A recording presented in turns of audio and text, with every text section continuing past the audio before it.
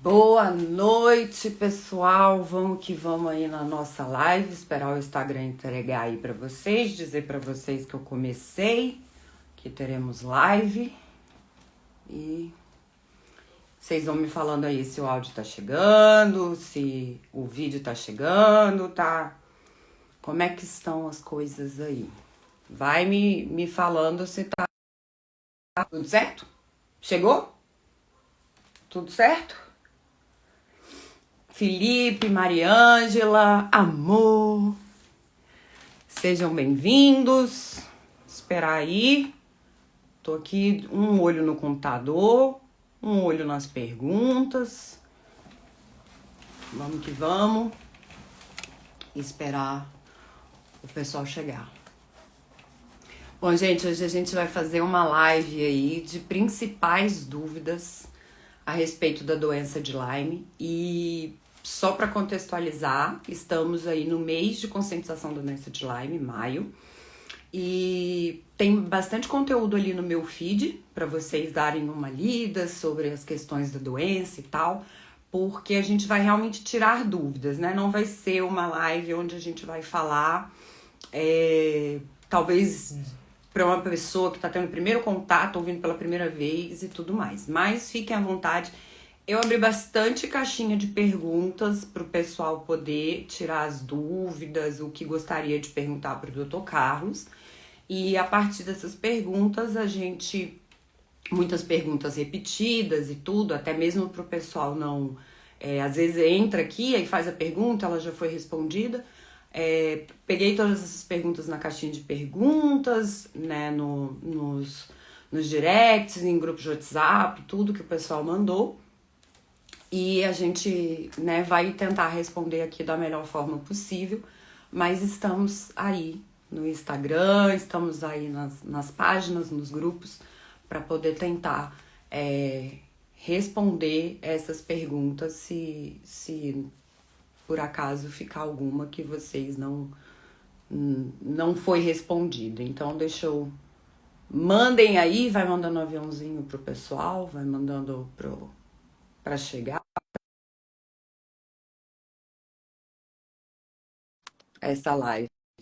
E amanhã eu já aproveito aqui, gente, para adiantar para vocês. Amanhã a gente vai ter uma live também com a Lu, da Ecofísio Pilates. E a gente vai falar do Pilates como um poderoso aliado aí para os pacientes da doença de Lyme, que a gente tem realmente visto e sentido, né, Lu, os benefícios do Pilates. Não só para mim, a Mariângela também. Somos acompanhadas pela Lu, da Ecofísio Pilates, e temos tido progresso. Isso é muito importante para a gente.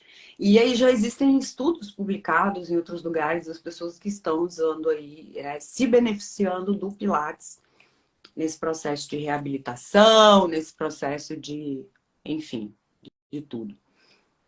Vamos lá e vamos que vamos. Já estou só esperando.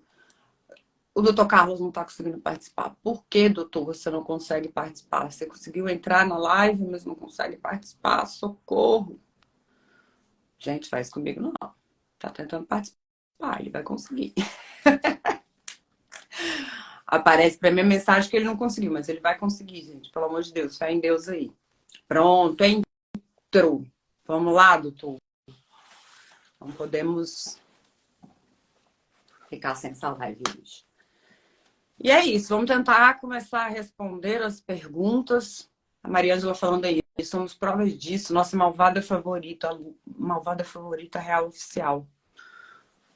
Ela maltrata, mas é um maltrato bom, né? A gente gosta. E é isso. Vamos que vamos. Pessoal, eu vou tentar primeiro, né? Eu não, né? Doutor Carlos. Responder as dúvidas aí do pessoal que aparecem, que vieram nas caixinhas de pergunta. Manda a solicitação aqui para mim, doutor. Socorro! Não façam isso com a gente. Não está conseguindo participar. Acho que agora vai, porque rodou para mim aqui. Gente, não é possível. Vai dar certo. Tô tentando. Ah, agora Agora foi. deu. Eu também estava tentando entrar aqui, mas não tava me dando opção. De participar aqui. É, mas agora deu certo. Acho que eu Me ouve saí, bem? entrei de novo e deu certo. Ai, que bom. Me ouve bem, doutor? Super bem. E você? Tudo ótimo. Todo mundo ouvindo a gente, então vamos lá. Doutor, primeiro, boa noite. Muito obrigada aí por aceitar o convite para a gente trocar essa ideia aqui. Eu estava explicando para o pessoal que não vai ser uma aula de Lyme, tá, gente? Essas dúvidas principais, assim, do que é e tal, parará. Eu coloquei bastante informação no feed, tem muita coisa no Instagram do Dr. Carlos, é o melhor lugar ali para vocês realmente buscarem. São mais dúvidas de pessoas que ou acompanham pacientes ou de pacientes. E eu já falei aqui também, gente, não é uma consulta, tá? Então, que às vezes a gente manda umas mensagens, será que eu tive isso? Será que é Lyme? Né? Até para que o doutor Carlos possa dar um diagnóstico, acompanhar, e que cada caso é isolado. Então, vão ser as principais dúvidas aí, né, a respeito da doença. Mas eu queria, doutor, que você se apresentasse para quem está chegando aí. E aí a primeira pergunta vai ser como é que o Lyme cruzou seu caminho? Que horas foi isso aí? Obrigado pelo convite. Acho que é a segunda vez que a gente faz live, né? Ah, você me pediu, a gente conversou, né? Da gente tentar fazer uma live por causa do mês de maio, né? Que o mês de maio é o mês da conscientização sobre doença de Lyme nos Estados Unidos, né? O símbolo é um símbolo verdinho, eu vi que sua unha tá verdinha aí. E, e então esse foi o objetivo da gente se reunir para tentar falar um pouco sobre a doença que atinge aí cada vez mais pessoas aqui no nosso país. Já faz indo para 6 anos já que eu tenho atuado em doença de Lyme, que é uma coisa que cruzou meu caminho por causa de uma paciente que eu nunca tinha ouvido falar da doença e ela me falou que tinha doença. Depois ela acabou realmente virando uma amiga e daí eu me interessei para estudar mais, para entender o porquê que ninguém ia atrás realmente da doença de Lyme aqui no nosso país. Na verdade, ninguém não, né? Poucas pessoas, na verdade, iam atrás da doença de Lyme aqui no Brasil. E daí, de lá para cá, foi uma questão de muito estudo, de acompanhamento e de tentar entender da melhor forma como ajudar os pacientes que realmente têm a doença, né? Sim, eu te passei ali mais ou menos as perguntas, mas eu acho pertinente aí com a sua fala. Eu só vou mudar um pouquinho a ordem, porque né, você falou aí do interesse. Chegou para você um caso e que você, aí, né, tinha ouvido falar, mas era pouco, e aí você foi atrás, você foi estudar para tentar compreender melhor. E aí É, eu já como a entro, maioria né? dos médicos, né? Porque realmente doença de Lyme é uma coisa que a gente só pincela durante a faculdade, né? Não é uma coisa que a gente realmente vê a fundo, né? É, pela, pela essa ideia de que a doença não existe aqui no Brasil, então deixa ainda a doença ainda mais longe para a gente na faculdade de medicina, né? E depois, quando a gente vê que na vida real não é bem assim, que tudo acaba mudando. Mas era a minha opinião, como é a opinião de vários médicos, né? Que a doença não era algo que nos impactava na medicina do dia a dia, né? E, e pelo contrário.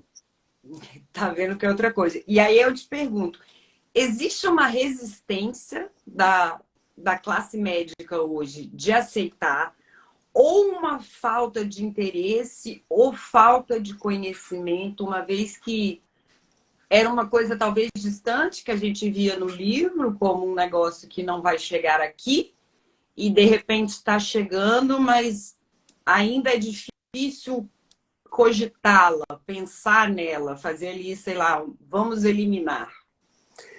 Eu acho que tudo é uma união de tudo isso, né? Eu acho que o médico, ele ainda tem uma certa soberba em desacreditar aquilo que ele não entende, né? E tentar colocar como talvez se eu não entendesse seja algo que não existe, entendeu? E realmente a doença de Lyme é uma doença difícil de entender. Qualquer tipo de interação entre sistemas, né? A gente acaba fazendo isso, né? A gente vai se especializando cada vez mais e nossa especialização busca a gente colocar os sistemas e as doenças em compartimentos, né? Então, o oftalmologista vai estudar o compartimento do olho, o otorrino vai para o nariz, ouvido, nariz e garganta, neurologista, sistema nervoso central. Então, quando a gente chega numa doença que une mais ou menos tudo isso, que são as interações do sistema, do nosso sistema imunológico com uma infecção, então a coisa vai ficando mais longe para a maioria dos médicos. E daí fica nisso de, não, não, agora você tomou o seu antibiótico por tanto tempo, você vai ter que procurar o reumatologista. E daí tem essa dificuldade em fazer com que uma doença que interaja dessa forma, ela seja entendida por todos, entendeu?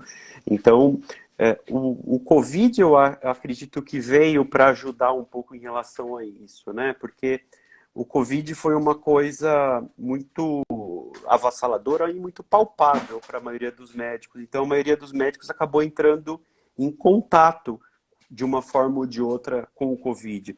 E o Covid tem essa característica de uma doença infecciosa causar uma alteração imunológica muito grande, causar sintomas imunológicos muito grandes.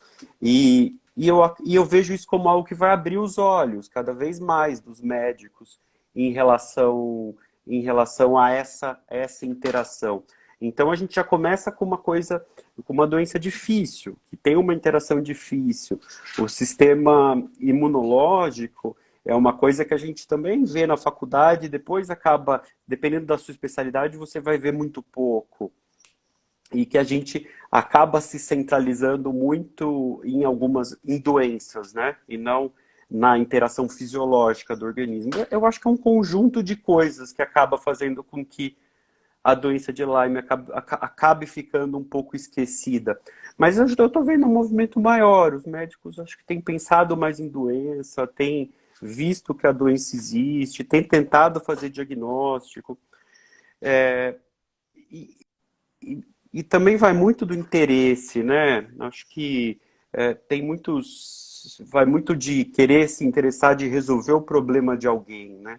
De que, não, isso não é problema meu, passa para o próximo. Sim. E acho que isso também é algo que tem que chamar atenção cada vez mais, o quanto que a gente quer se envolver realmente com os nossos pacientes. E Esse é faz o parte. compromisso com a doença ou com a paciente, né? Às vezes tem essa. E eu achei muito, muito pertinente essa sua fala do Covid, porque isso foi uma coisa que, depois, né, do Covid, foi muito mais fácil explicar para as pessoas a questão da doença de Lyme, porque, assim, no início falava que o Covid necessariamente perdeu o olfato e o paladar, então, Covid. A gente já está hoje, assim, a pessoa não tem nada, né? A gente viveu uma história de pessoas serem entubadas, aquela coisa. Lá atrás não tinha nada e, de repente, assim, poxa, um tem um sintoma, outro tem outro, e no final das contas era Covid. Abriu, né, um entendimento nosso de que não vai ser uma linha reta, assim, tipo um checklist do que pode se manifestar de maneiras diferentes em cada pessoa. Eu realmente acho que essa questão depois do Covid Acabou foi muito sendo. ruim, mas trouxe talvez esse entendimento de uma doença, de algo sistêmico, que não é uma coisa só que você vai olhar ou uma coisa só que vai ser comprometida, né? Exato, exato. E acho que o Covid serviu para isso também, para levantar essa bandeira de alterações imunológicas causadas por um quadro infeccioso.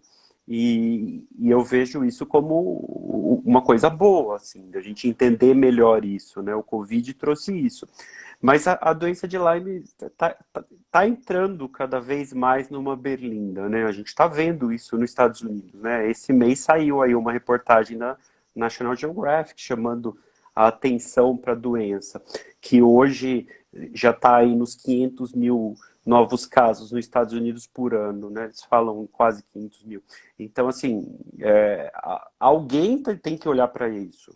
Porque isso é um problema de saúde pública a longo prazo, de um jeito assim que é enorme. E se a Sim. gente, e se a gente for ver, tem cada vez mais centros sérios estudando a doença de Lyme, que também era uma coisa que a gente não via isso. Se você for olhar os trabalhos há 10, 15 anos, são trabalhos de centros menos conhecidos, né? Hoje já tem hospitais grandes tentando entender a doença, né? A gente está entrando em fases cada vez melhores. Eu vejo dessa forma, porque a partir do momento que tem mais gente pesquisando, isso faz com que se invista mais. Se investindo mais, a gente entende como tratar melhor, a gente entende como a história da vacina, que também é algo que hoje está. A National Geographic falou sobre isso. Então, assim, são vários adendos, né, que vêm junto com esse pacote. E o principal realmente é investimento. E a gente tem visto isso, né? Mas Sim. aqui no Brasil, infelizmente, a gente está um pouco longe do que a gente está vendo lá fora, né? Entendi. E, doutor Carlos, existe alguma especialidade médica, assim, que vamos pensar, como você falou, se eu tiver algum problema nos meus olhos, eu vou procurar um oftalmologista. Se eu tiver algum problema nos meus ossos, eu vou procurar um ortopedista. Existe uma especialidade médica que, teoricamente, seria obrigação dela levantar essa bola da, do Lyme em algum caso que se depare, como que, ou isso não, ainda não, pode, quem faria essa Acaba, investigação? como muitos pacientes têm quadros articulares, acaba indo muito para o lado do reumatologista, né? E o reumatologista vai fazendo exames e procurando as doenças que o paciente pode ter. Mas ainda falta a peça que une as dores articulares com as alterações psiquiátricas, que une com as alterações alérgicas. O problema é fechar o quadro, é tentar juntar tudo, entendeu? Então, isso ainda falta, essa peça ainda está faltando. Eu lembro que eu falei na minha última live de uma paciente aí que já tinha tomado todos os remédios psiquiátricos, já tinha feito algumas sessões de eletroconvulsoterapia, até que alguém pensou em Lyme e fez o diagnóstico que uniu tudo. Então, eu acho que ainda falta isso. Ainda não, embora o reumatologista seja o médico que mais vê essas alterações articulares, que as alterações articulares acabam sendo uma das principais na doença de Lyme na fase disseminada tardia, né, que é a fase crônica, é, a, a, acaba centralizando muito no reumato. Entendi. E aí a gente vem em outra questão. Como é que a gente fecha o diagnóstico se a gente ainda esbarra muito na questão dos exames não serem talvez tão precisos, tão. Você, né, tem vários relatos de pessoas que naquele checklist que muitas vezes se fala, né, clínico, vem um exame negativo e que muitas vezes a pessoa já fez ciclos de antibiótico e tudo mais. Como é que a gente consegue, assim, né? Como é que você fecha hoje esse diagnóstico da doença de Lyme, de você poder falar, então é isso, vamos tentar, não vamos tentar, podemos cogitar, faz sentido ou não? Como é que chega a esse diagnóstico? A gente tem que chegar num diagnóstico por exclusão, não tem muito jeito. A gente tem que excluir outras doenças para pensar no Lyme. E quando a gente faz os exames, então já começa o problema número um, né? Que é tentar saber qual que é o melhor exame para a doença de Lyme. Então a gente vai ter que ir para o lado da sorologia, que a sorologia vai buscar anticorpos contra a doença. E nos Estados Unidos, esse teste é tido como um teste de 2 etapas. O teste de 2 etapas quer dizer, a gente faz um método um pouco mais geral, que é chamado ELISA, e depois faz um teste um pouco mais pormenorizado, que é o Western Blot. Então, já começa um problema. O Western Blot aqui no Brasil não é coberto pelos convênios. Então, quando o paciente quer fazer o Western Blot, às vezes ele precisa pagar e não é barato. A gente conseguia fazer isso na USP num preço extremamente competitivo, lá no Lean 17, mas agora eles não estão recebendo sangue até essa readequação que já faz um tempo que está acontecendo. Então, quer dizer, a gente já vai aí para um preço que para a maioria das pessoas fica difícil de pagar para fazer o exame. Daí quando você pega o exame, aí você precisa levar em conta que você está olhando para um exame e não está olhando para o paciente. E o exame de Lyme é um exame ainda muito falho. Ele não é ainda o melhor exame, né? Então, ainda precisa ter pesquisa para tentar entender por que que ele não é o melhor, o que que faz ele ainda ser um exame com problema. Por exemplo, eu fui tentar pesquisar o porquê que no IgG do Western Blot você vai medir 10 proteínas, né, 10 anticorpos, e só vai levar em consideração 5. Não tem grandes explicações, não tem grandes entendimentos do porquê que é isso, né? Então, e mesmo a questão das bandas, quais são as bandas que são mais importantes? Querer dar o mesmo peso para todas as bandas também é algo que é ruim para o paciente, né? Porque você tenta fechar todos os pacientes no mesmo balaio e não dá para unir todo mundo no mesmo balaio. Por exemplo, um paciente que tem uma proteína lá que pesa 41 kilodaltons. A proteína de 41 kilodaltons é uma proteína do flagelo da bactéria, que é o rabinho que faz a bactéria se movimentar. Então, outras bactérias flageladas, elas podem ter aquela proteína positiva. Mas, dependendo da outra proteína que tiver junto, o impacto é diferente, o peso é diferente. Então, isso depende de você estudar, depende de você ter uma certa você ter uma certa vivência na doença, que quando você vai ler no livro, parece muito fácil. Então, parece assim, vou fazer o ELISA veio positivo, o Western Blot veio negativo, não, descarta esse paciente. Daí quando você descarta esse paciente vai para onde? Extremamente sintomático. E daí você fala, não, isso não é Lyme, seu exame comprobatório veio negativo. Daí, quem que ele procura? O que que ele vai fazer? Ele vai procurar quem? Daí ele fica completamente à mercê do quê? Dos grupos do Entendeu? WhatsApp. Dos grupos do Ai, WhatsApp, socorro, Deus. porque ele fica Sim, desamparado. E sim. daí você começa a fazer, o paciente começa a não ter para onde ir, exatamente isso. Então, primeiro, voltando à pergunta do exame, o exame é só um pedaço do diagnóstico. O exame, ele não deve ser visto como 100% do diagnóstico, entendeu? Isso também é um erro que a gente faz em relação à doença do Lyme, é tentar ver o exame com um peso de 100%. Não é uma biópsia. Não é uma biópsia que você precisa de um laudo anatomopatológico para o Lyme. Então a gente tem que juntar paciente e exame. E quando a gente tenta fazer esse encaixe, daí que a gente vê o melhor jeito de tratar. Então a gente usa vários. Todo mundo que já passou em consulta comigo sabe que eu faço várias perguntas para tentar entender como que aqueles sintomas se encaixam e de que forma que vai se encaixar com o exame. Por exemplo, eu lembro na sua primeira consulta que você queria de todo jeito que eu não fizesse aquela,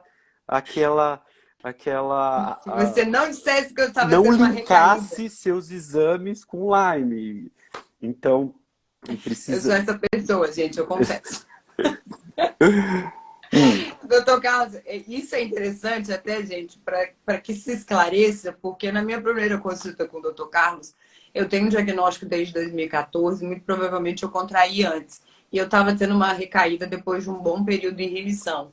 E eu lembro que eu falava as coisas para ele sem dar nenhuma relevância e querendo passar rápido para falar a próxima coisa.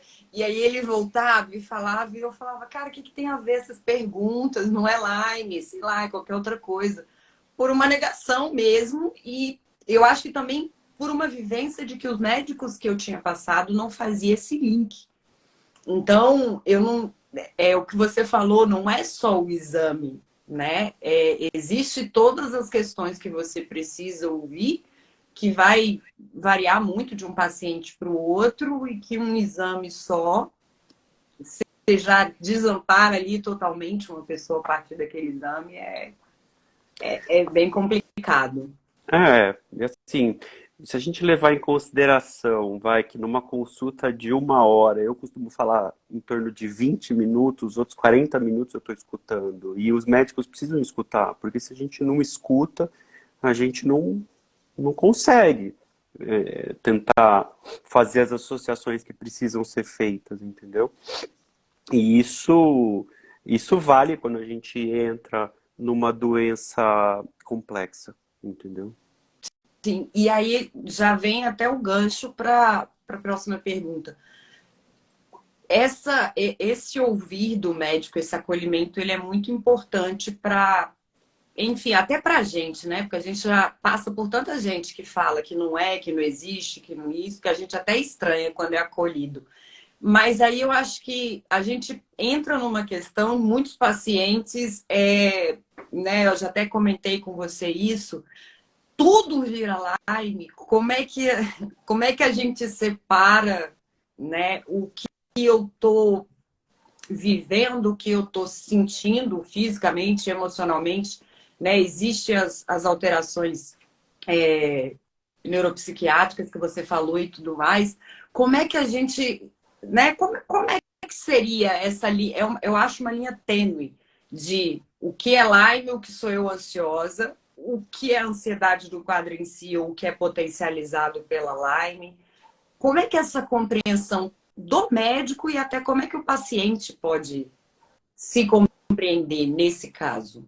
Eu acho que essa pergunta é uma das perguntas mais difíceis de responder, né? É, é bem difícil de responder isso. Primeiro, a gente tem que levar em consideração que é muito importante, em alguns momentos da doença, ter paciência, porque é com a paciência que a gente tenta entender se aquilo é só uma gripe que durou 24, 48 horas, que a diarreia é por causa de uma virose, ou se realmente tem alguma coisa a mais, entendeu? Então isso o tempo me ensinou, que às vezes é melhor ter paciência e esperar alguns dias para tentar entender se todos aqueles sintomas eles estão melhorando, se eles estão piorando, se eles estão relacionados à doença ou não, mas precisa ter isso em mente, que nem tudo é relacionado ao Lyme, né?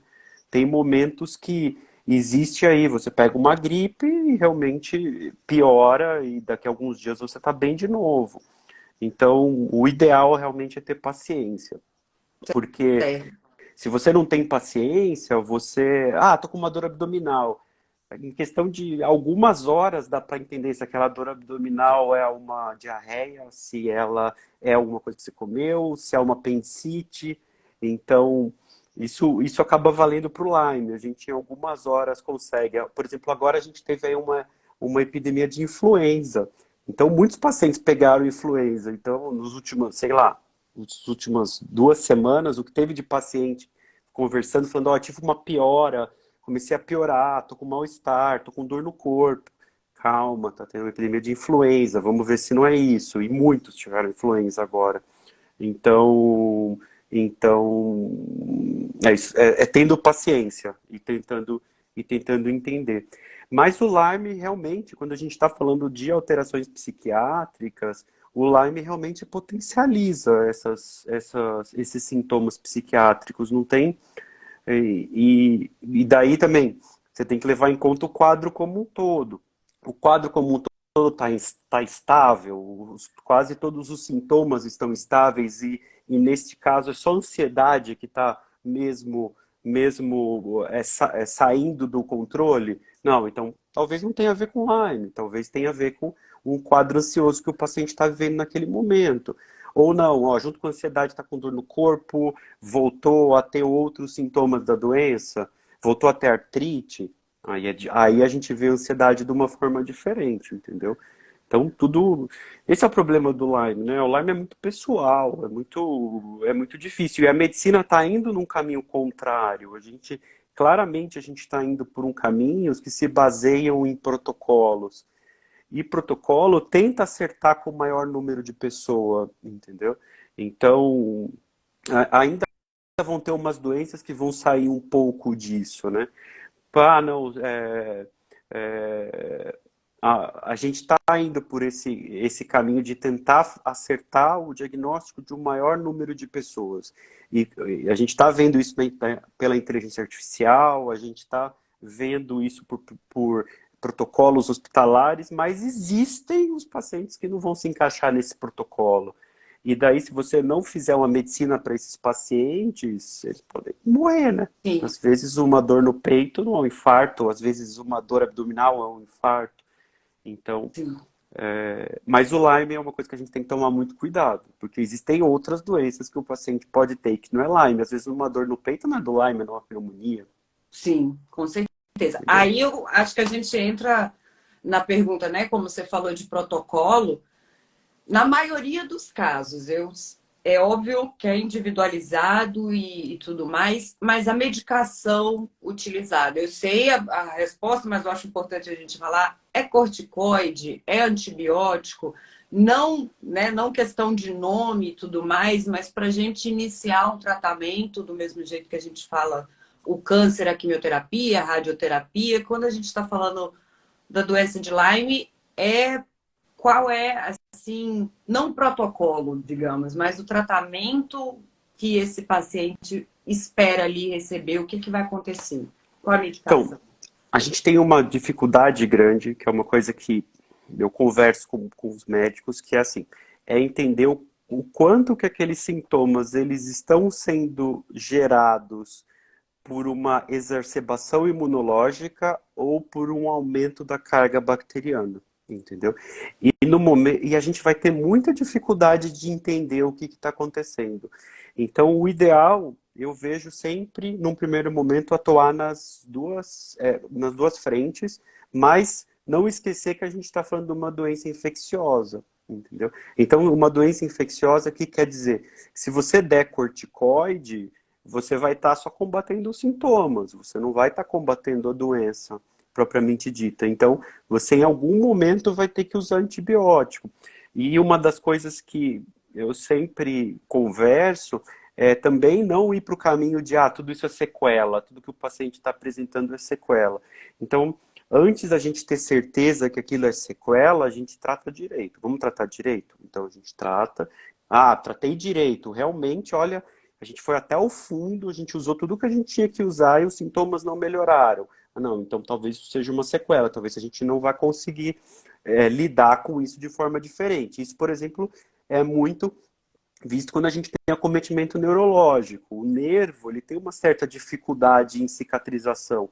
Então, o paciente tem lá uma alteração nervosa que a gente vai até um certo ponto, mas tem um certo ponto que a gente não consegue melhorar mais. Não, então o nervo cicatrizou, vai ficar desse jeito, vai ser difícil a gente ter certeza, a gente voltar ao normal. Mas vamos ter certeza primeiro. Então, vamos dar antibiótico no primeiro momento. Eu vou muito por caminho de antibiótico, porque eu acredito que se tem sintomas, a chance maior é de ter atividade bacteriana. Entendi. E aí tem uma pergunta, doutor, que foi interessante de alguns pacientes que relatam ou a resistência do antibiótico, no sentido de resistência, ou porque realmente não aguenta pela questão gástrica, pelo mal-estar e etc. Esses pacientes têm uma alternativa?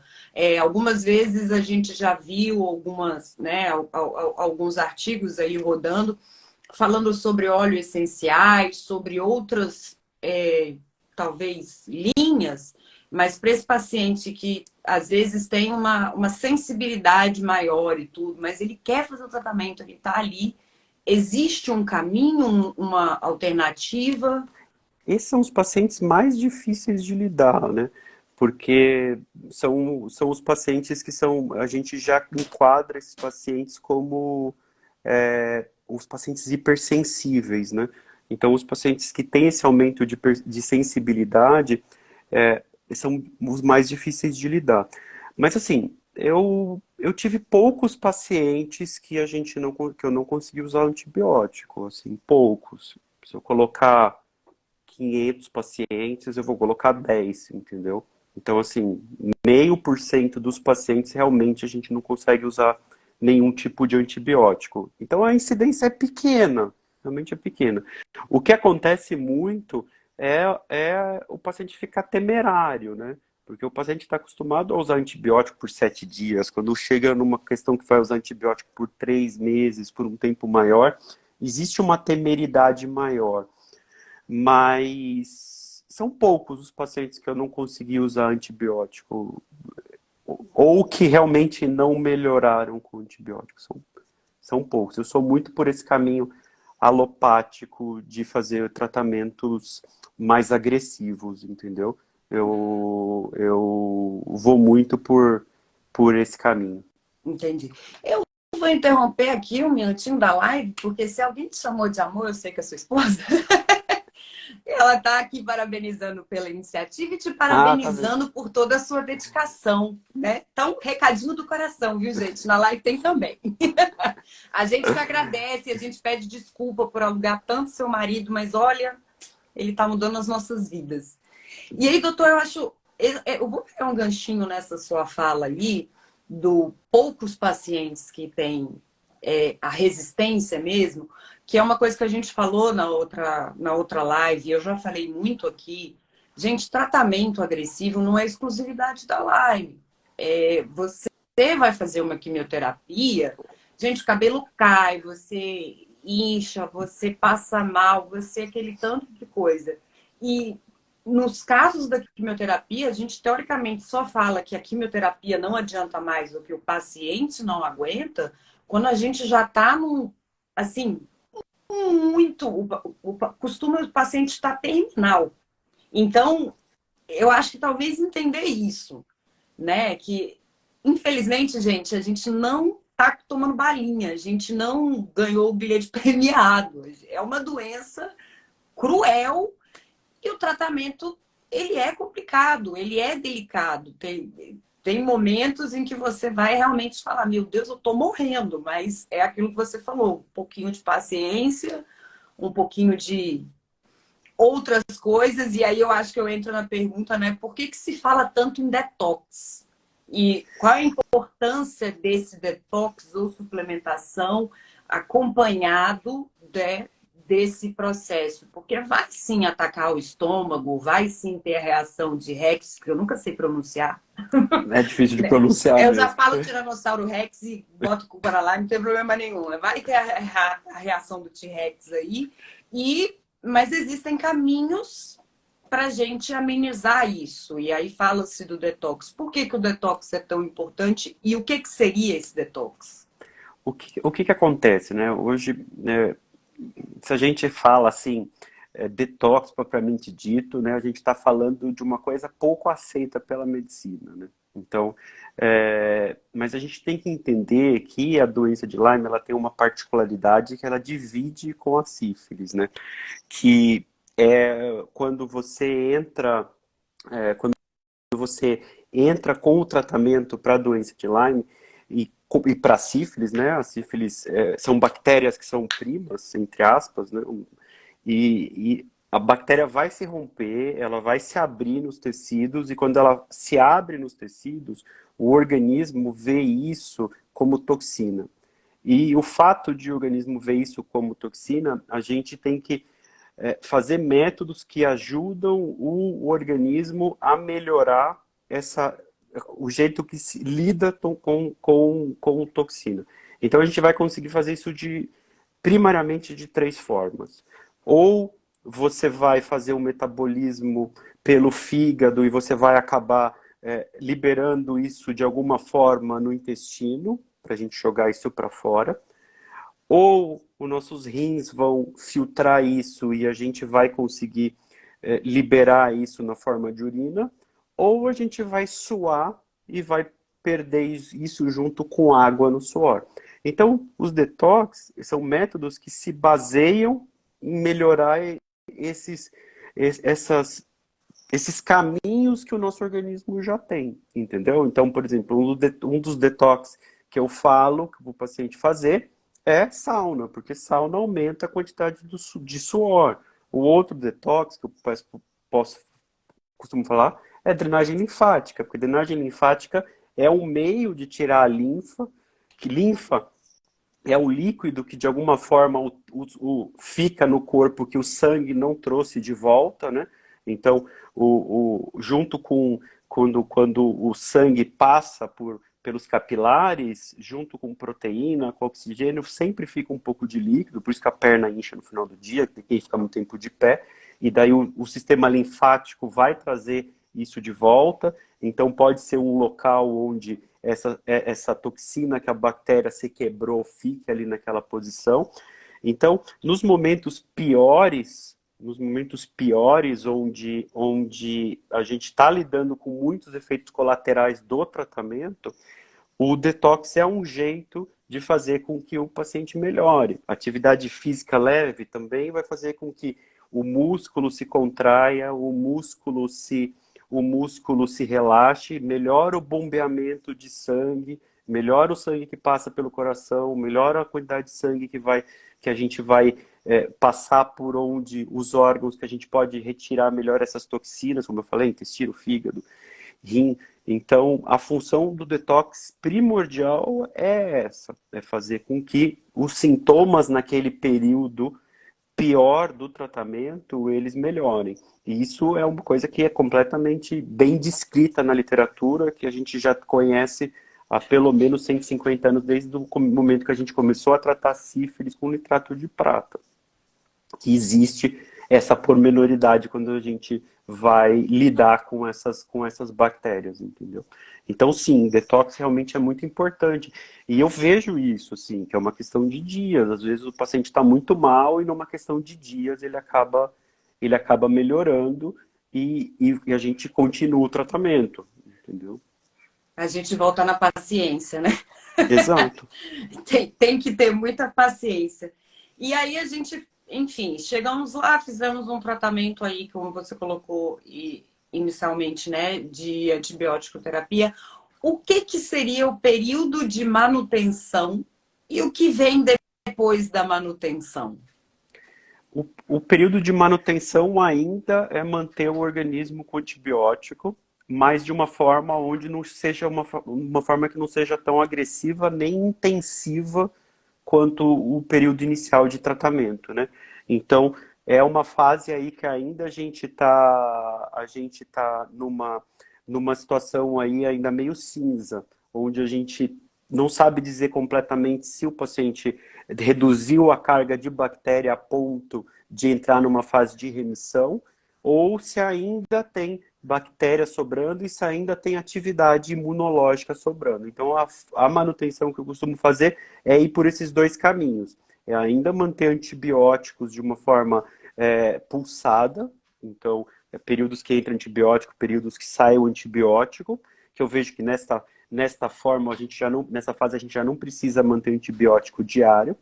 E eu costumo fazer imunomodulação, que é melhorar o sistema imunológico nesse momento, para deixar o paciente já numa fase onde o sistema imunológico funcione melhor e que a gente dependa mais do sistema imunológico de cada um do que do antibiótico.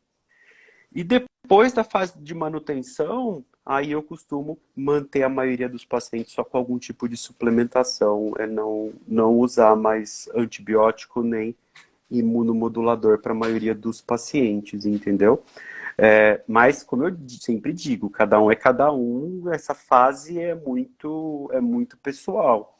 E, assim, o mais interessante é que, normalmente, os pacientes que estão bem são os pacientes que menos aparecem depois, né? Então, é os pacientes que você dificilmente são poucos pacientes que estão muito bem, que você vê conversando nos grupos ou dando palpite em redes sociais, entendeu? Então são poucos, a grande maioria acaba observando de uma certa distância, mas também porque tem muito medo da doença voltar, né? Entendeu? Foi até uma colocação que a Mariângela colocou aí, é muito pertinente, que é a história do cura, né? As pessoas falarem, e aí, Lyme tem cura na fase inicial? Quando você colocou aí, esse paciente entrar em remissão e aí realmente só ter uma suplementação. Como é que a gente faz esse filtro de chegar assim, acho que eu entrei em remissão, né? Quer dizer, eu posso achar qualquer coisa, me dá alta agora, mas tem horas que eu converso com o meu médico e o meu médico vira e fala assim, estamos entrando num período de remissão. E como que a gente observa que a gente pode estar tendo uma recaída?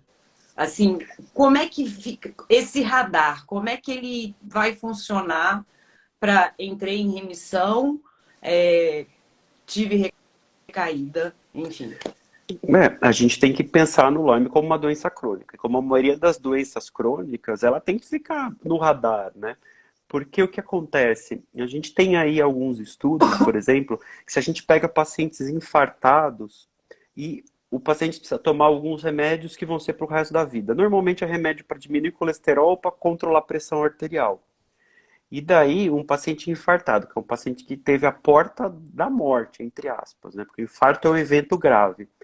E depois a gente vai ver 70% só dos pacientes estão tomando esses remédios em um ano. E cai para 40 em 2 anos, entendeu? Então, o ser humano ele tem essa, né? De querer esquecer aquele evento que você passou. E daí, quando você esquece o evento, você para de se cuidar. E quando você para de se cuidar, daí você abre a porta para acontecer o evento novamente, entendeu?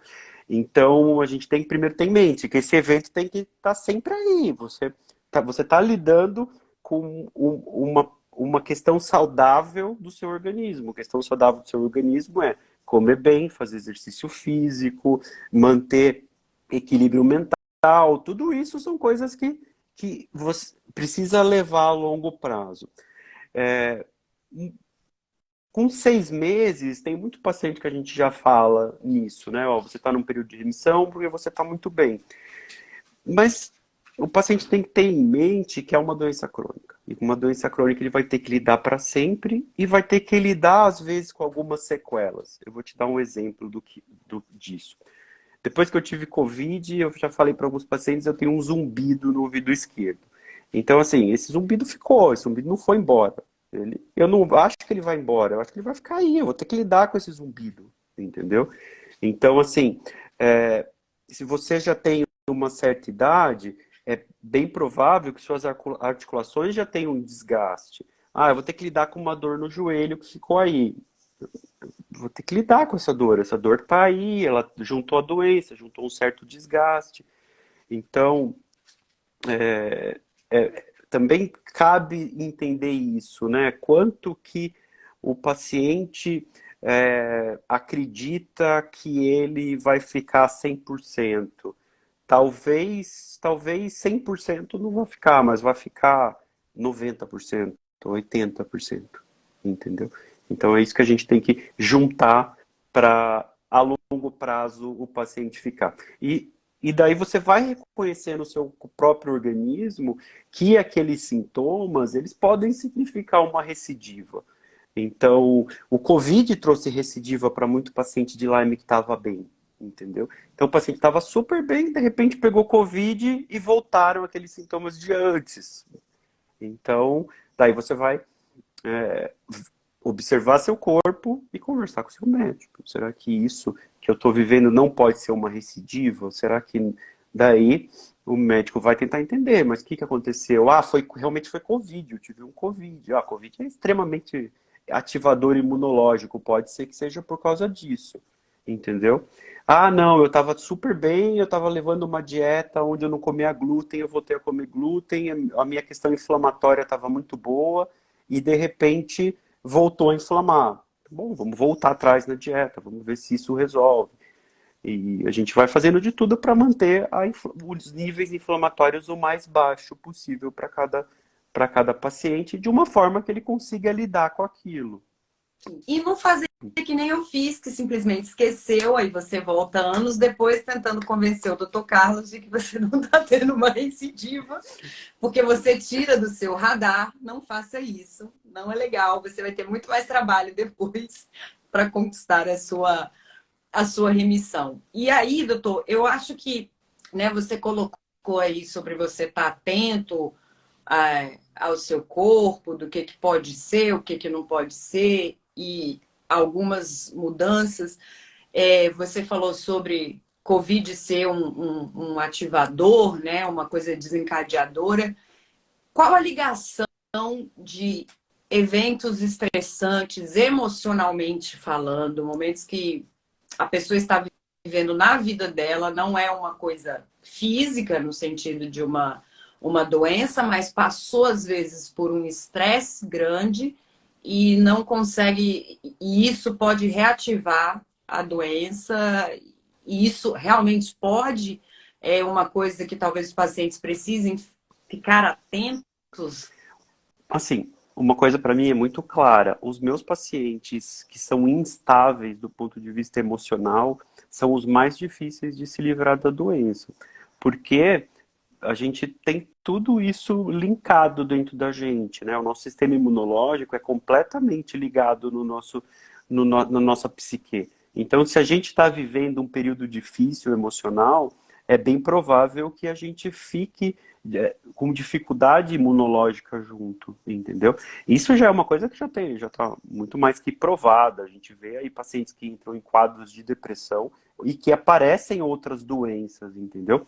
E isso no Lyme é muito claro.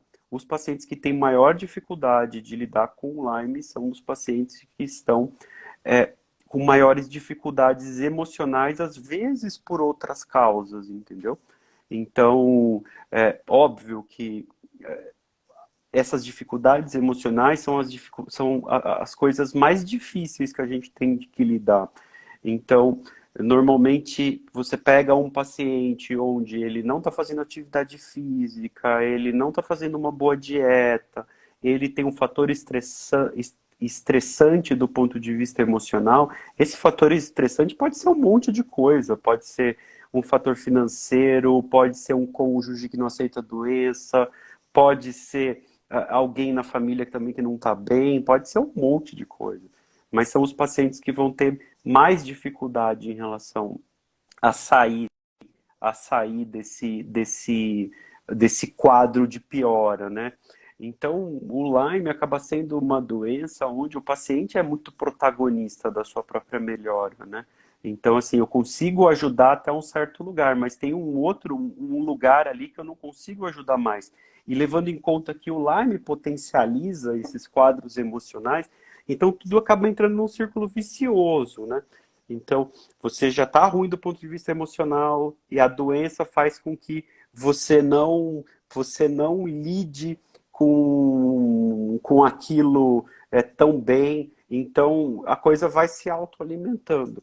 Então, às vezes tem muito essa necessidade, né, do paciente perceber que ele precisa dar um basta naquela situação, e a partir do momento que ele consegue dar um basta naquela situação que acaba sendo um fator estressor emocional, a coisa acaba melhorando, né? Vocês em grupos aí, vocês veem, tem um monte de paciente aí que quando muda alguma chavinha, alguma coisa diferente, o paciente está fazendo o tratamento, a coisa acaba indo melhor, né? Sim.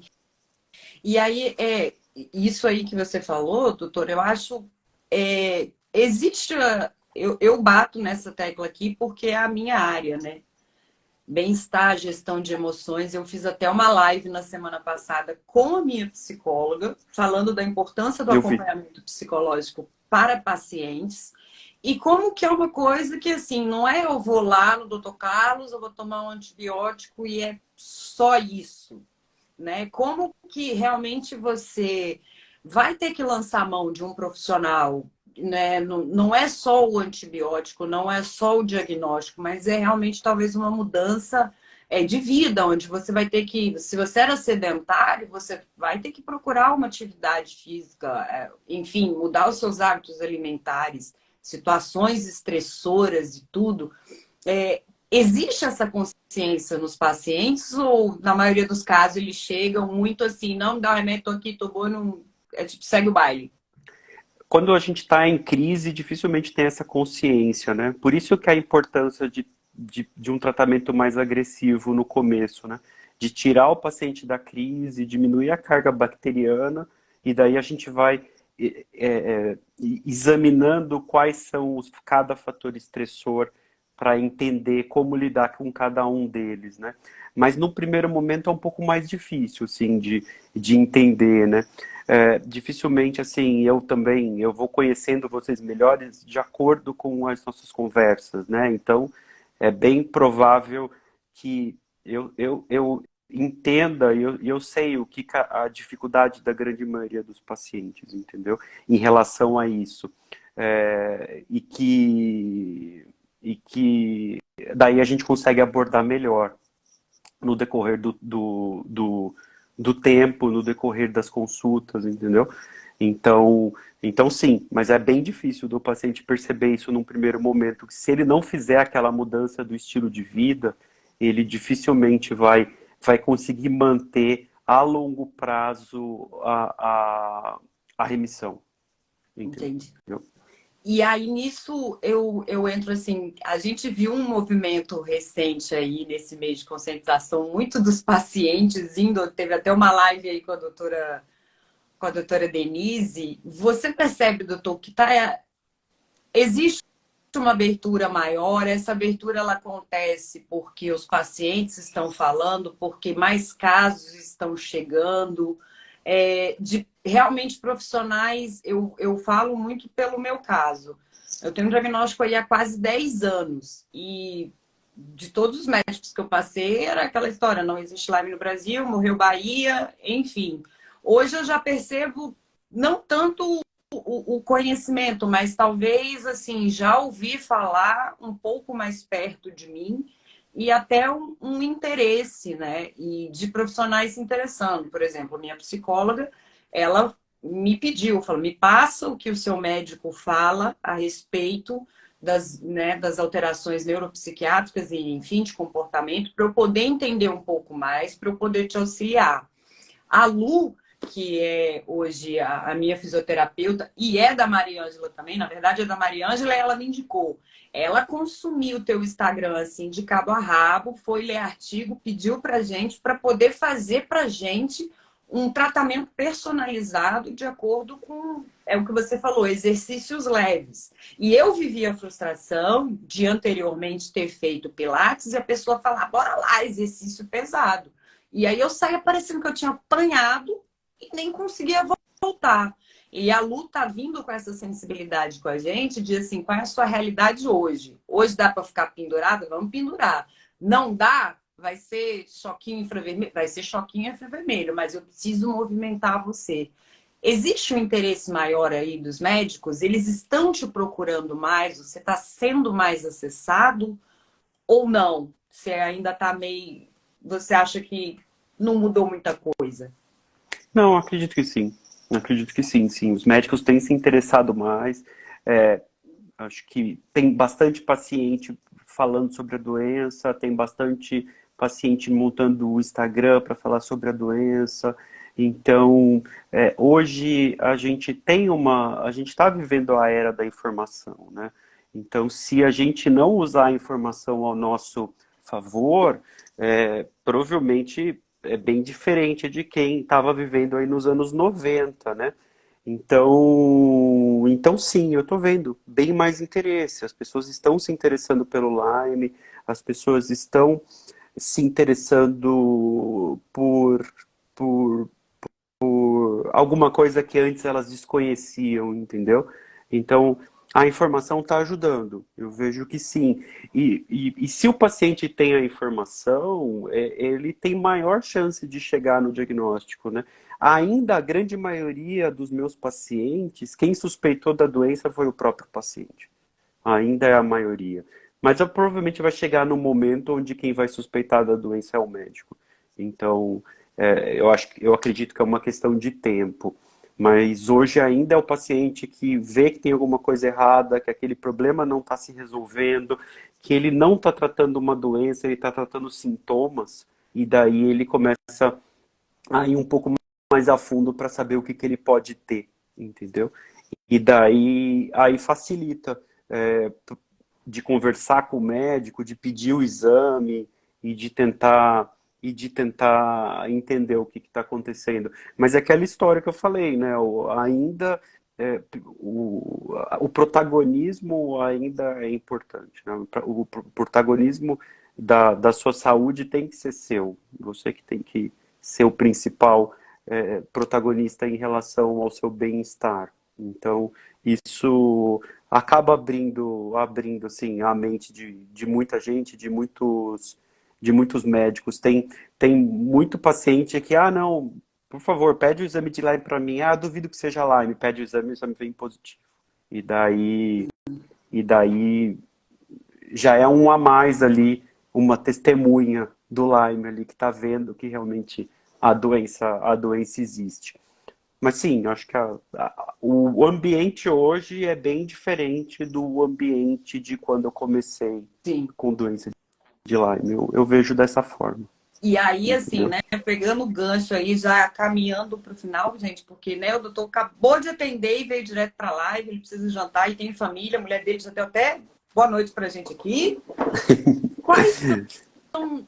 Estamos falando da era da informação. A informação chega, a desinformação também. E aí a gente tem que ler muita potoca por aí.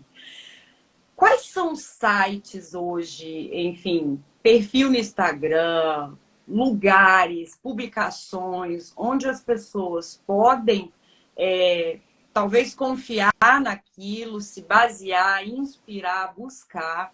E você fez até um post recente falando sobre a questão do perigo dos grupos de WhatsApp e tudo mais. E isso não é exclusividade da Lyme, tá, gente? Na era de que se compartilha o que quer, do jeito que quer, a hora que quer, e ninguém precisa de fonte, é um mal geral, é um mal global, né? Mas você aí, como médico, que tem estudado, tem pesquisado nesta era de informação, se tem um paciente mais curioso, que quer saber, que quer ler, que quer ir atrás, onde que ele vai? Qual, né? Tem o seu Instagram aí, mas onde ele pode talvez encontrar essas informações, perfis, enfim, nacionais, internacionais, para se informar? Eu acho que essa é a pergunta que a gente não consegue. Essa pergunta é muito difícil de responder, né? A gente viu isso no Covid, o como foi difícil a gente tentar centralizar informações que eram úteis das informações que eram ruins, né? Então, a gente viu isso. O Covid foi muito claro. Tem gente que discute até hoje se a vacina tem que tomar ou não. Então, realmente, assim, essa é uma pergunta difícil de responder, é uma pergunta muito difícil de responder, entendeu? É, Não sei te dizer. Realmente não sei te responder isso com clareza para te falar, olha, é melhor ir por esse caminho, é melhor ir por esse lugar, é melhor ler tal informação. Porque mesmo hoje, artigos do ponto de vista científico, antigamente ninguém lia artigo científico, né? Para a gente ler um artigo científico, a gente tinha que estar mesmo no meio acadêmico, entendeu? Então, como é que funcionava quando eu me formei em medicina, né? Você tinha uma biblioteca que chamava Bireme, daí você queria um artigo científico, você ia até a Bireme, mexia na rede da Bireme, nos computadores da Bireme, e a partir dos computadores da Bireme, você chegava no artigo que você queria, daí você entregava o número do artigo para a mulher lá na frente, ela falava obrigado, você pagava uma questão e daqui a alguns dias você voltava e tinha xerox daquele artigo. Hoje, você entra na internet, você vê artigo numa condição que chama pré-print. Pré-print quer dizer que é um artigo que ele ainda não foi revisado por pares. Então, daí você olha aquilo lá e leva aquela informação como sendo uma verdade. E daí, na verdade, é, aquele artigo normalmente poderia ser amassado e iria para o lixo. Então é muito difícil essa sua pergunta, onde hoje retirar a informação de qualidade. Essa pergunta de US$ 1 milhão, acho que é muito difícil de responder, entendeu? É muito difícil mesmo. É, Não sei, É uma não pergunta sei. difícil. É o que eu tento fazer no dia a dia, tentar entender da onde que aquela informação pode ser uma informação válida ou não, entendeu? E tentar concluir se vai servir para ela ser usada ou não para os meus pacientes. É uma pergunta difícil. E Uma pergunta e de difícil. passar para frente, né? E assim, até é o que você falou, os próprios pacientes estão falando mais, né? Hoje tem muito mais paciente falando, né? Sexta-feira eu vou fazer uma live com a Isa, que ela tem o Minha Vida com Lyme, que é uma pessoa que conta a história dela. E eu gosto muito desses pacientes que entram em remissão, ficam bem, ainda talvez não estejam tão bem, mas estão tentando levantar a bola um dos outros, porque é o que eu falo, gente, a Lyme já derruba a gente. Se a gente ainda fosse derrubar mais e ficar numa briga por médico A ou B, tratamento X ou Y, assim, eu acho que a Lyme já me drenou demais para eu conseguir entrar nesse imbróglio, né? Então, eu sempre falo para os pacientes, vamos nos unir no sentido de, independente de como se manifestou em mim ou em você, de ser paciente de, né, médico A ou B, estamos padecendo da mesma coisa. Então, se a gente puder Tem, juntos tem, engrossar o couro, é melhor. Tem um paciente aí, tem alguém que perguntou, mas é doença de Lyme ou síndrome de Budd-Chiari? Ordinário. Brigar por isso já é uma coisa sem sentido, Sim, entendeu? Já é uma briga sem sentido, porque a sífilis que existe hoje nos Estados Unidos não é diferente da sífilis que a gente tem aqui. Então, assim, não faz sentido essa discussão para os pacientes. Os pacientes não ganham a mais por isso. Para quem faz sentido essa discussão é para o governo. Porque se a gente tem um caso de doença de Lyme, ela precisa ser notificada. Mas se é uma síndrome de Baggio e Ochinari, não precisa, entendeu? Então, quando a gente tenta fazer uma notificação de doença de Lyme, hoje é uma perda total assim, não é um sistema. Você não entra no sistema e notifica.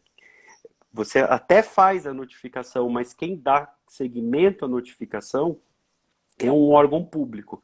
E se aquela pessoa que está lá no órgão público não vê que aquela doença realmente tem o Western blotting positivo, o ELISA positivo, ela não vai fazer notificação. E daí o que vai acontecer? Ela vai atrapalhar o tratamento. Porque ela vai dizer para o paciente, fala assim, eu não vou notificar o seu caso não tem notificação. Daí vai ficar uma pessoa, um médico, dizendo que aquilo tem chance de ser uma doença e o outro médico dizendo que não é. Isso ninguém lucra com isso. Ninguém ganha com isso, só entendeu? perde, né? Só perde, porque a partir do momento que eu coloco uma dúvida na sua cabeça, não é boa para o seu tratamento, ainda mais se eu não tenho experiência para opinar, Sim. entendeu? Então, assim, eu viro para você, eu tratei, sei lá, eu vi, a maioria dos médicos vão ver 10 casos de Lyme durante a vida, e olhe lá, eu estou falando de infectologista bom ainda por cima. Então, se eu não tenho experiência, eu vou lá e falo, acho que isso não é. Então, será que eu estou fazendo bem? Não estou fazendo bem? Então, eu prefiro não entrar nesse tipo de discussão. Eu acho que não é uma discussão boa para a maioria dos pacientes. Não é o melhor caminho, entendeu? Eu vejo o melhor caminho ainda a gente tentando divulgar a doença para o maior número de pessoas possíveis. E a partir da divulgação, a gente consegue ganhar corpo para fazer algum tipo de mudança, entendeu? Você vê que já tem pacientes aí que que foram atrás, que fizeram até uma sessão na Câmara aqui de Suzano, Sim, o pessoal do Projeto Lyme Brasil. Então, isso é importante. Isso eu vejo como uma luta importante. Não a luta de qual é o melhor nome, qual não é. Então, isso não, eu não vejo como algo individualmente que vale a pena lutar. Eu, eu prefiro lutar. Aí é uma visão pessoal minha. Eu já tenho tanto trabalho com cada um de vocês, entendeu? Que sim. daí, se eu colocar mais um trabalho que é lutar com a pessoa lá que está lá na vigilância, aí alguém vai sair perdendo. E normalmente quem vai sair perdendo é o paciente. Sim. Então, não sei, eu não vejo isso como uma luta que no momento vale a pena ser lutada. Essa é a minha opinião pessoal. Posso estar errado, mas precisa de mais gente pensando da mesma forma, entendeu? E talvez Sim. com mais gente pensando da mesma forma a gente consiga mudar. Por isso que eu acho bom quando o paciente luta pelos seus direitos. Eu falo isso para, você quer fazer notificação? Vai lá na Secretaria da sua cidade, vê como é que você vai conseguir fazer isso. Tem paciente que consegue fazer, tem paciente que consegue, mas o governo não tem nenhum interesse em notificar lá, infelizmente, ainda não. E você entrou numa questão, doutor Carlos, muito interessante, porque eu, inclusive, comentei isso com uma pessoa hoje.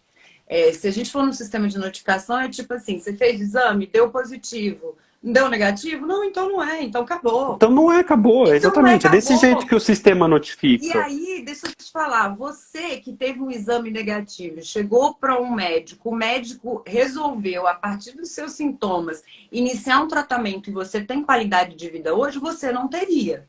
É só para vocês entenderem qual que é o panorama.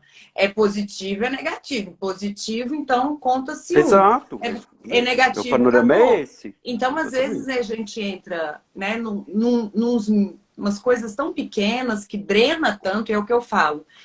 É a hora que eu duvido que essa galera tem Lyme, que eu falo, gente, a Lyme já me consome demais para a gente ainda ficar discutindo se, né, Lyme ou Bajoshinari, notificação, não notificação. Eu acho que tem outras coisas mais importantes e mais urgentes para a E gente. eu prefiro chamar pelo mesmo nome. Eu prefiro É, chamar pelo mesmo nome. Eu acho que o esforço do professor Natalino Ochinari foi muito bom em descobrir a doença no Brasil. Foi ótimo, fantástico. Os trabalhos dele são muito bons. Mas quando a gente saiu do esforço mundial, né, saindo do Lyme, a gente entra numa discussão que daí entra nessa discussão. Ah, não tem Lyme no Brasil, o é, que tem é Bajo Shinari.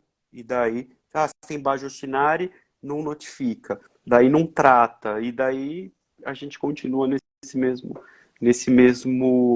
é, nesse mesmo problema que a gente já vem enfrentando desde 1991, que foi a descrição do primeiro caso aqui. Então, eu prefiro ir pelo nome que o mundo está chamando, porque daí vai ser mais fácil de ganhar visibilidade. O que é mais fácil? É ganhar visibilidade porque a gente está lutando pela mesma doença do Justin Bieber? O que o jornalista vai preferir? Falar sobre uma doença que só tem aqui no Brasil? sim.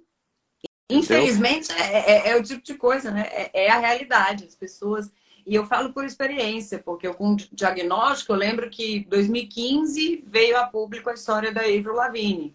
E aí não tinha muitas pessoas falando, e eu já estava falando de Lyme desde aquela época. E aí eu dei uma entrevista e tudo. Depois que o Justin Bieber tornou público, né, a condição dele, foram várias pessoas falando a doença que acometeu o Justin Bieber, você até deu entrevista para poder explicar, mas é isso, a sensibilização, a sensibilização e a conscientização, ela vem das pessoas falando e falando mais da mesma coisa, e não dividindo, falando se é X, Y ou Z. E aí ficou uma última pergunta, mas eu não sei nem se ela é tão pertinente, porque eu acho que pode gerar mais confusão.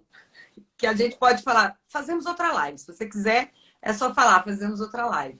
Estamos falando em Lyme, fizemos um tratamento, um diagnóstico, enfim, e fala-se muito nas co-infecções que vêm, ou seja, as coisas que não vêm só com a Lyme. Outro tratamento, outro diagnóstico, é separado, não é? Né, a gente tem que ver, embora assim, a gente chama de co-infecções, primeiro, elas são infecções que podem existir sozinhas, entendeu? Então, assim, um paciente pode ter uma picada de carrapato e desenvolver uma babebiose, que é uma doença que é transmitida por um protozoário e não desenvolver Lyme, que é a doença causada por uma bactéria. Ou ela pode ter alguma doença viral. Hoje a gente está vendo que o carrapato também transmite vírus. Na Europa é muito comum, né? Encefalite pós-picada de carrapato, que tem até vacina hoje na Alemanha. Então, a gente, a gente tem, primeiro, uma dificuldade muito grande do diagnóstico laboratorial dessas doenças. Então, quando a gente sai muito da borrélia, que já é um diagnóstico difícil, quando a gente vai para outras infecções, aí os laboratórios eles têm menos prática ainda em fazer o teste, entendeu? É muito comum o paciente ir no laboratório e a menina que está lá na frente não sabe o que a gente está pedindo. Então, já começa aí. Ela não sabe o que está pedindo, o técnico não sabe o que fazer. Então, a gente já começa com essa dificuldade. Então, eu vejo muito como um diagnóstico clínico. Então, eu vejo a borrélia primeiro, e daí eu vou vendo o que vai sobrando de sintomas e tento colocar em outras gavetas que possam ser umas outras infecções, com infecções para não depender tanto do exame de sangue aqui no Brasil. A gente consegue hoje mandar sangue para os melhores laboratórios do mundo aqui, mas custa caro. E não é todo mundo que pode pagar. E não dá para eu fazer uma medicina só voltada para quem consegue pagar esses exames. Então, eu preciso fazer uma medicina para cada um. É, E pode então, ter o caso também de voltar um falso negativo ou não, e também nesse pode ter o caso. caso de voltar um falso Então, negativo, assim, porque é os um melhores. gasto grande, existe um quadro clínico, onde a gente ataca? O que que a gente faz? Não, voltamos à história da notificação, né? Não, estou negativo, não tem. Então, também tem isso, voltou negativo não tem. Então, é muito clinicamente entendendo os sintomas de cada paciente, tentando fazer o melhor por cada um. É um pouco desse jeito, mas é, é, ao pé da letra, é muito difícil a gente fazer exames para co-infecções aqui. Então, é porque é difícil, não faz diagnóstico do existe, não é bem verdade, existe sim, entendeu? Mas a gente ainda tem a dificuldade de ter bons testes aqui no Brasil para testar as maiores co-infecções. Eu acho que, não sei, talvez com mais médico pedindo esses exames, maior é a chance dos laboratórios se acostumar a fazê-los, entendeu? Sim. Doutor, suas considerações finais, o que você gostaria de falar para todos os seus pacientes ou para aqueles que não são seus pacientes, né? Nesse meio de conscientização aí, qual que é o seu... O que que você gostaria de poder falar para todos os seus pacientes ou para as pessoas que estão passando aí, fazendo o tratamento? É, existe luz no fim do túnel, a gente falou aqui de remissão, a gente falou de qualidade de vida. Quais são as considerações aí que você gostaria de... Eu acho que a gente tem que buscar a qualidade de vida. Quanto a gente tem que ir atrás, tentar entender que talvez 100% tem paciente que não vai conseguir ficar, mas a gente vai trazer uma qualidade de vida para que ele tenha prazer realmente em viver, em fazer com que, ah, em sentir prazer com a vida e ser feliz, né? É isso que a gente tenta fazer com cada tratamento, com cada pedrinha em cima do tratamento de cada um. E sim, tem luz no final do túnel, sim, eu vejo isso, né? Eu vejo por vocês, porque tinham muitos pacientes que eram tratados como sendo sequelares em relação a uma doença, mas quando a gente retratou, viu que não era realmente uma sequela, era alguma coisa que dava para melhorar, né? Então, então, sim, tem vida pós-Lyme. Tem vida pós-Lyme. Mulher hoje com Lyme dá para engravidar, dá para ter filho. Isso é outra dúvida que muitos pacientes têm. ah, só porque eu tenho Lyme não posso engravidar. Não, a gente faz um tratamento, a gente entra no antibiótico durante a gestação, dá para ter, dá, tenho várias pacientes que engravidaram e que os filhos estão aí super saudáveis, entendeu? Então, sim, existe sim vida pós-Lyme, mas assim, não é uma, não é uma corrida de 100 metros, é uma maratona que vai ser aos pouquinhos, que a coisa vai melhorando e que depende muito do paciente, entendeu? É muito difícil você. Tem uma frase do Einstein, né, que diz isso, né? Continuar fazendo as mesmas coisas e procurar um resultado diferente é sem sentido, né? Então, a gente tem que ir mudando esses pequenos aspectos da vida para, junto com o tratamento, realmente o paciente melhorar.